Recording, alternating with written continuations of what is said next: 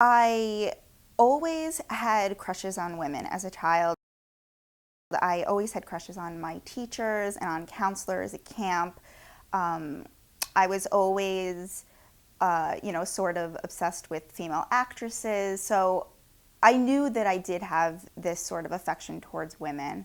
I wasn't able to put a label on it as like, oh, that's gay, until later in high school. I would say around 11th grade, I had very strong feelings for a friend of mine.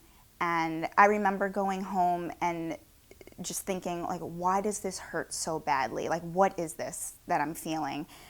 I knew that it wasn't normal and that my other friends weren't feeling this same thing that I was.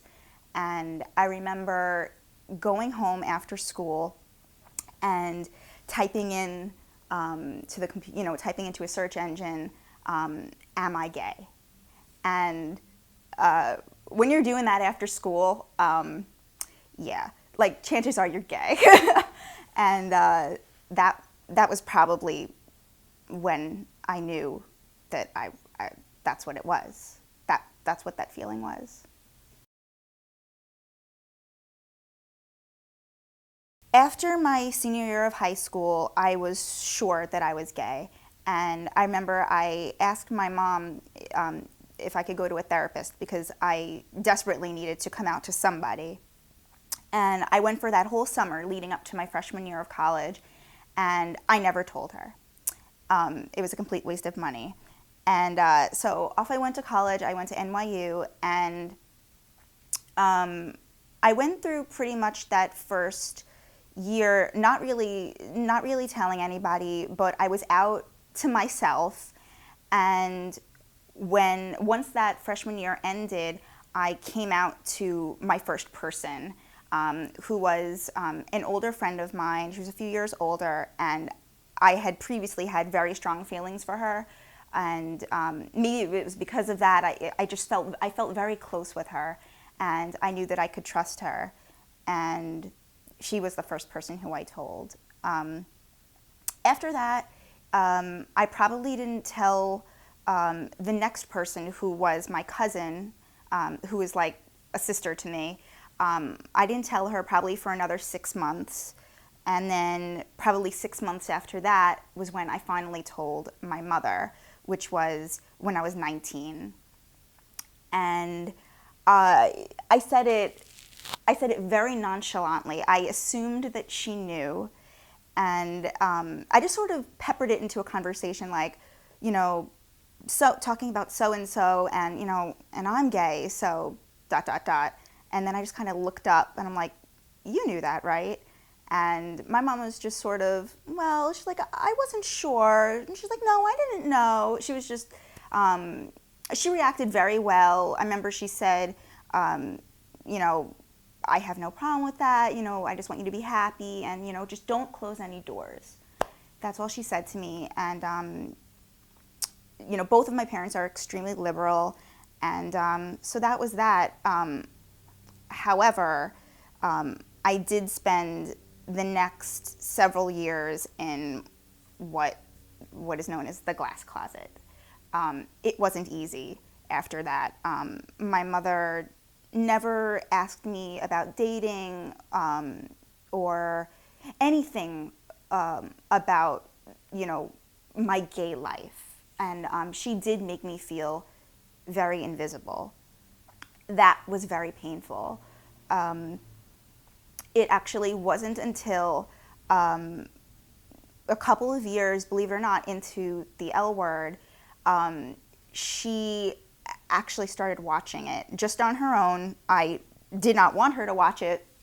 She just took a liking to it, and she got really into it for some reason, and that actually was the start of our new relationship, and it really bonded me with my mother. It was the first thing that I ever had in common with my mom. It was the first thing that we both really shared an interest in, and that changed our entire relationship, believe it or not. And it's been really good ever since then. My mom is really into gay culture, gay pop culture. She loves gay comedians. She watches Logo. It's a whole mess. But yeah, so it's good. And my father, I never had the conversation with my father. I was just embarrassed. I think that even if I was dating a boy, I would feel embarrassed about talking to my dad about sex and dating. But he just kind of figured it out on his own. An important person who it came out to was my best friend since the age of 10, my friend Michael. He was gay, and it was actually a little bit difficult for me to come out to him for some reason. He came out to me before I was willing to come out to him. And another thing that I find interesting is that my 3 best friends growing up were these 3 boys, and we all turned out gay. And I don't think that that's a coincidence. I've often, thought about this, and I've talked about it with my friend Michael, and I really don't think that it's a coincidence that we all were drawn to each other and found each other. I think that like attracts like, and we were able to connect with each other on some level, even if it was completely unspoken. We probably didn't know that we were gay ourselves at such a young age, but it's interesting that it worked out that way. I identify as gay. I've become more comfortable using the word lesbian in recent years, but I identify as gay. My advice for people who are thinking of coming out is that you obviously will feel a great sense of relief once you tell even your first person. You will feel that weight off your shoulders. But beyond that, you'll feel that you're more closely connected with the people who you do come out to. I know that once I started coming out to people, it automatically brings them closer to you. You have a more meaningful friendship. You have a deeper friendship because you're showing the truest, most honest side of yourself. And I think that it only enriches your relationships with the people around you. And it's something that I really love about being gay, actually. Straight people never get to really bare their soul in that way. And I feel lucky in that sense that I get the opportunity to do that. What do I love about being gay? I love being part of a smaller community.